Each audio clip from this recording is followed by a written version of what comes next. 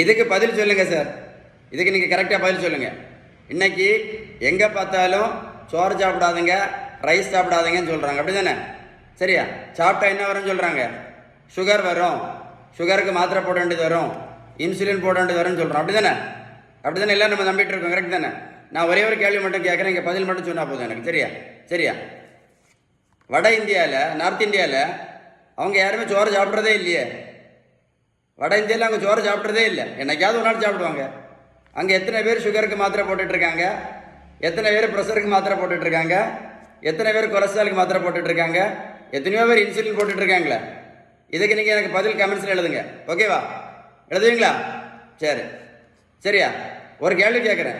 சுகருக்கு மாத்திரை மட்டும் போட்டதுனால யாருக்காவது சுகர் சரியாக இருக்கா இந்த உலகத்தில் கேட்குறேன். சுகருக்கு மாத்திரை மட்டும் போட்டதில் யாருக்கா சுகர் சரியாக இருக்கா சொல்லுங்களா? இல்லை நடைபயிற்சி மட்டும் பண்ணதுனால யாராவது சுகர் மாத்திரை நிறுத்தினாங்களா? இல்லை ப்ரெஷர் மாத்திரை நிறுத்தினாங்களா? இல்லை கெட்ட கொலஸ்ட்ரால் மாத்திரை நிறுத்தினாங்களா? இல்லை நடைபயிற்சி மட்டும் பண்ணி யாராவது இன்சுலின் நிறுத்தினாங்களா சொல்லுங்களேன்? இல்லை இதனது வெந்தயம், இதனது கருவேப்பிலை, இதனது கரிஞ்சீரகம், இதனது ஆவாரம்பூ, இதனது நெல்லிக்காய் ஜூஸ், இதனது நாவல் பழம், இதெல்லாம் சாப்பிட்டதுனால யாராவது சுகர் மாத்திரை நிறுத்தினாங்களா? இல்லை இன்சுலின் நிறுத்தினாங்களா? நல்லா கேட்டுக்கிடுங்க.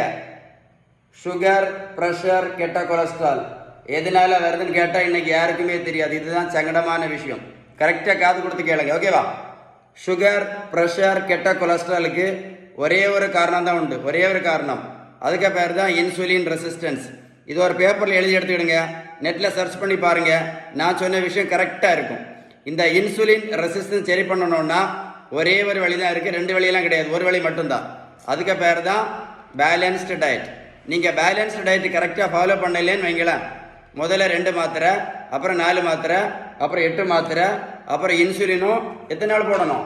வாழ்க்கை முழுவதும் போட வேண்டியது இருக்கும். நிறைய பேர் போட்டுட்ருக்காங்க, 10 மாத்திரை 15 மாத்திரைலாம் போட்டுட்ருக்காங்க.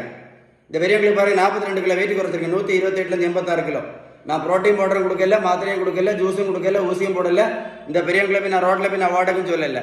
நான் கொடுத்ததெல்லாம் பேலன்ஸ் டயட் மட்டும்தான். எதை மறந்தாலும் நான் சொன்ன இன்ஃபர்மேஷன் கரெக்டாக இருந்தால் கமெண்ட்ஸில் OES அப்படின்னு டைப் பண்ணுங்க. நம்பர் 1. நம்பர் 2, நீங்கள் எதுக்கெல்லாம் மாத்திரை சாப்பிட்டுட்டு இருக்கீங்க அப்படின்னு கமெண்ட்ஸில் எழுதுங்க, நான் உங்களுக்கு கண்டிப்பாக ரிப்ளை பண்ணுவேன்.